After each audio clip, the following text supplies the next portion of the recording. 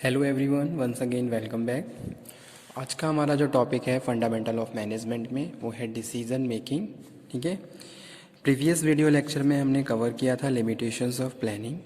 Limitations of planning में हमने कुछ लिमिटेशंस कवर करी थी, जैसे कि क्या है rigidity, time consuming process, lack of accurate information, ठीक है, problem of change, internal inflexibilities और एक्सटर्नल इनफ्लेक्सिबिलिटीज़। तो ये लिमिटेशंस हमने अपने प्रीवियस वीडियो लेक्चर में कवर अप करी थी। जैसे कि क्या है रिजिडिटी, तो भाई मतलब कि अगर आपने कोई भी एक बार प्लान बना दिया तो उसको चेंज करना क्या है, थोड़ा डिफ़िकल्ट है। ठीक है, क्योंकि आप जब प्लानिंग कर रहे हो किसी भी इवेंट के लिए, जैसे सपोज यहाँ पे हम बात कर रहे हैं, कोई भी बिजनेस ऑर्गेनाइजेशन है, अपने आने वाली प्रैक्टिसेस के लिए अगर वो आपने प्लान रेडी कर लिया है, तो ड्यूरिंग इम्प्लीमेंटेशन आप इमीडिएटली उसको चेंजेस नहीं कर सकते, क्योंकि क्या है प्लानिंग क्या है, टाइम कंज्यूमिंग प्रोसेस है। You have to concern various things which are related to your organisation, तब जाके आप एक प्लान बनाते हो। तो इसीलिए जो पहला लिमिटेशन था वो क्या था कि रिजिडेड, यानी कि प्लान क्या है, रिजिड है नेचर में, आप एकदम से उसको चेंज नहीं कर सकते। जो भी मैनेजरल एक्टिविटीज़ आपने डिसाइड करी हैं एट द टाइम, चेंजेस आप एकदम से उसमें नहीं कर सकते। सेकंड हम बात कर रहे थे कि भाई टाइम जो प्लानिंग है क्या है, वो क्या है, टाइम कंज्यूमिंग प्रोसेस है। ठीक है, तो इसमें हम बहुत सारा टाइम कंज्यूम करते हैं, जहाँ हम कलेक्शन ऑफ इन्फॉर्मेशन की बात करें या फिर एनालिसिस की बात करें या फिर इंटरप्रिटेशन की बात करें, तो ये सारी चीज़ें क्या है, टाइम कंज्यूमिंग प्रोसेस है, एकदम टाइम कंज्यूम करती हैं। जैसे आप इन्फॉर्मेशन कलेक्ट कर रहे हो, आपने बहुत सारे कंसर्न पर्सन्स को बुलाया, उनको इनवाइट किया, मीटिंग हेल्ड करी, तब जाके फाइनली आपने इन्फॉर्मेशन को कलेक्ट किया। फिर आप क्या कर रहे हो, उस इन्फॉर्मेशन को एनालिसिस कर रहे हो, इंटरप्रेट कर रहे हो, जो भी आपकी प्लानिंग से रिलेटेड है। ओके, तो ये सारी चीज़ें क्या है, टाइम कंज्यूमिंग प्रोसेस है। तो ये भी क्या है, अपने आप में एक बहुत बड़ा लिमिटेशन है प्लानिंग का, कि भाई टाइम कंज्यूम करने के बाद तब फाइनली आप जाके एक प्लान रेडी कर रहे हो। तो ये भी एक लिमिटेशन है। जहाँ हम बात करें कि अगर कोई इमरजेंसी है, तो उस केस में यहाँ पे क्या हो जाती है, फिर प्रॉब्लम क्रिएट हो जाती है।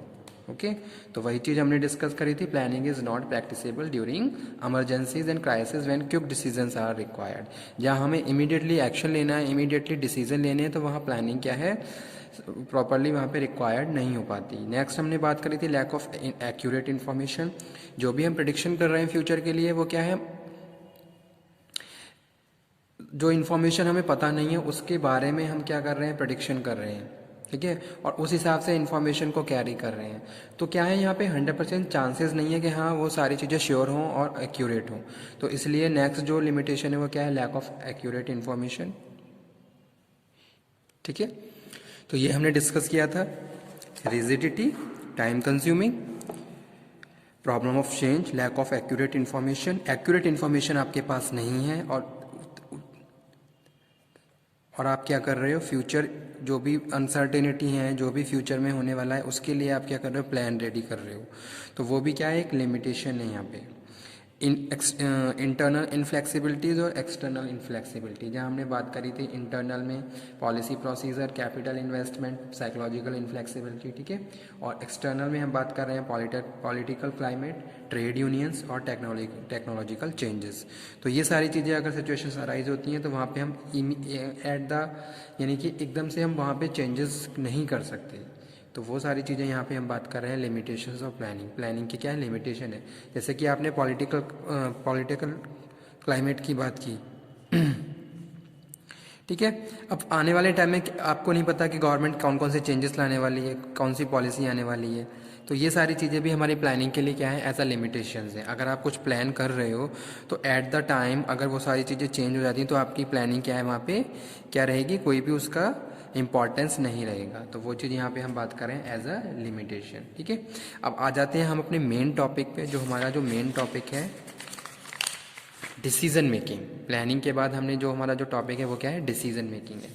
तो डिसीजन मेकिंग क्या है, मीनिंग एंड डेफिनेशंस हम कवर अप करेंगे हमारे इस लेक्चर में। ठीक है, decision making may be viewed as the process of selecting a course of action from the among several alternatives in order to accomplish a desired result। तो simply अगर मैं डिसीजन मेकिंग की बात करूं, डिसीजन मेकिंग है क्या, तो decision making क्या है, decision making is a selection based certain criteria for two और मोर अल्टरनेटिव्स। ठीक है, जैसे कि आपके पास 2 या 3 अल्टरनेटिव है, उनमें से कौन सा बेस्ट है, ठीक है, आपके लिए, तो वो क्या है, आपकी डिसीजन मेकिंग है।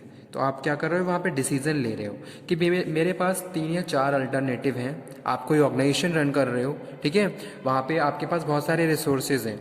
ओके, अब कौन सा रिसोर्स आपके लिए बेस्ट है, जैसे कि ह्यूमन रिसोर्स की बात करते हैं। आपके पास क्या है, एक पर्टिकुलर पोजीशन को फिल करने के लिए आपके पास 4 एप्लीकेशंस हैं। अब आप ये देख रहे हो भाई, इन चारों एप्लीकेशन में से ये 4 कैंडिडेट मेरे पास हैं, तो मेरे लिए कौन सा बेस्ट है। ठीक है, तो ये आपकी क्या है, डिसीजन मेकिंग हुई। ये आपकी क्या है, डिसीजन मेकिंग है। आपने क्या करा, डिसीजन लिया कि भाई मेरे लिए ए बेस्ट रहेगा, बी, सी या डी। तो वही चीज़ यहाँ पे हम डिस्कस कर रहे हैं। Decision making is the selection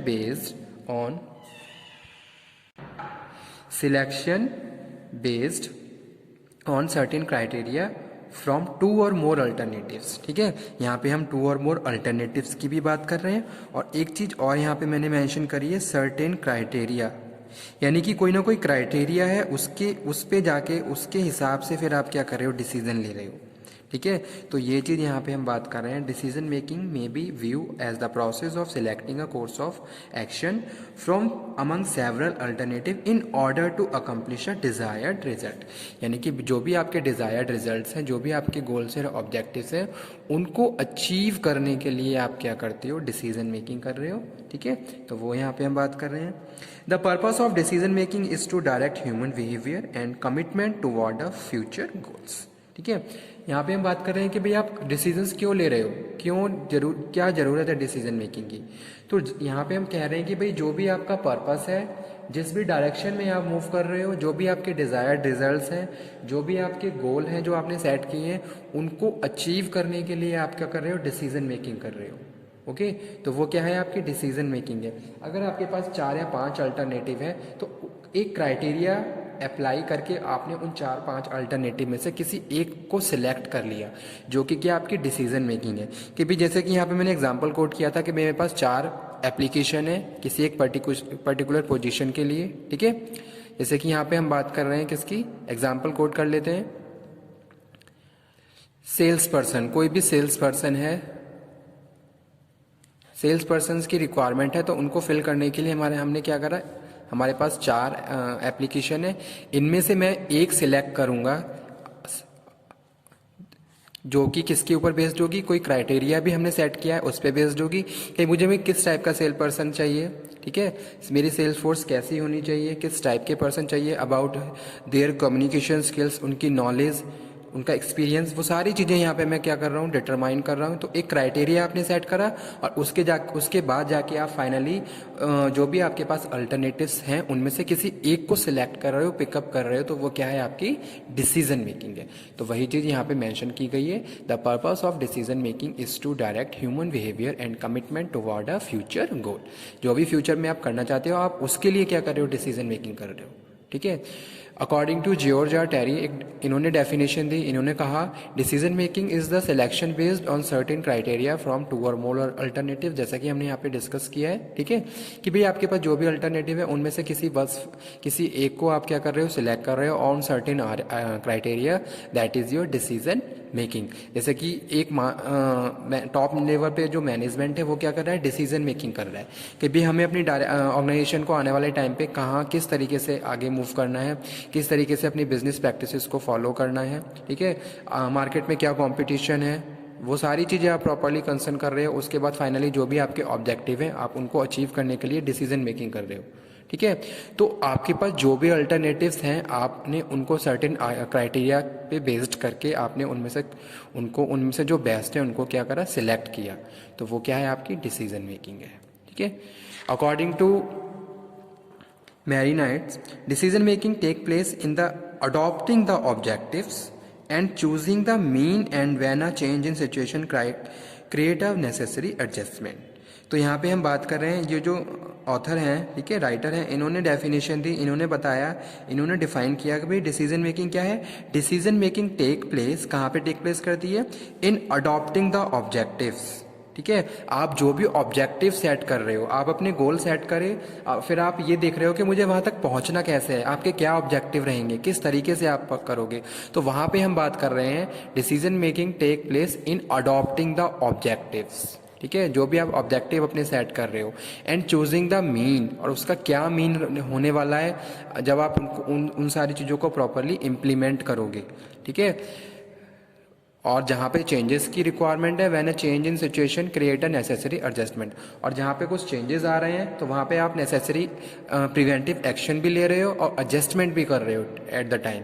तो वो सारी चीज़ें आपकी किसका पार्ट है, डिसीजन मेकिंग का पार्ट है। जैसे कि सडन प्रोडक्शन डिपार्टमेंट में कुछ प्रॉब्लम हुई, ठीक है, और आप नहीं चाहते कि आपकी प्रोडक्शन की क्वालिटी डाउन हो, इसलिए आपने वहाँ पे कुछ सर्टेन डिसीजंस वहाँ पे अडॉप्ट करे, ठीक है, एट द टाइम।